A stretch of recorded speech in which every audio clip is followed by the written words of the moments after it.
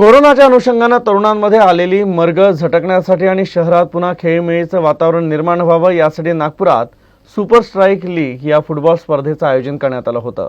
रविवारी या स्पर्धेचा अंतिम सामना पार पडला। कोरोनामुळे लहान मुलांसह तरुणांच्या जीवनावर व्यापक परिणाम झाला। लॉकडाऊनमुळे सारेच काही बंद होते। अजूनही सार्वजनिक जीवन हवं तसं सुरळीत झालं नाही।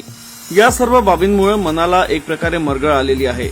शहरात खेळकं वातावरण तयार व्हावं, खेळाडूंसह नवोदितांना संधी मिळावी या हेतूनं नागपुरातील काही तरुणांनी एकत्र येत सुपर स्ट्राईक लीग या फुटबॉल स्पर्धेचं आयोजन केलं होतं।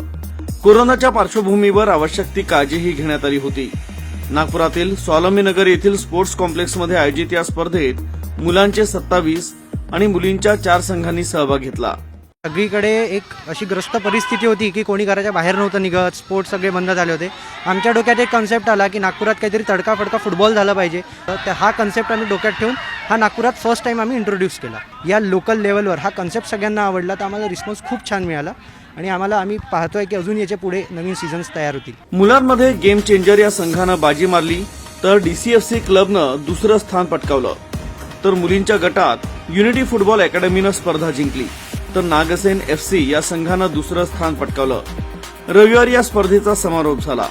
समारोपीय सामन्यानंतर विजेत्या संघांना आणि स्पर्धेत उत्कृष्ट प्रदर्शन करणाऱ्या खेळाडूंना पुरस्कृत करण्यात आलं।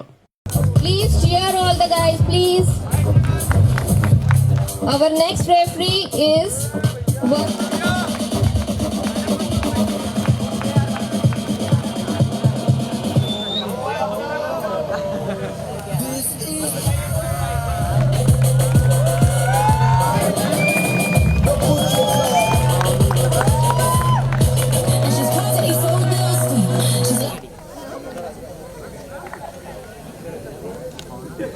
Pause for all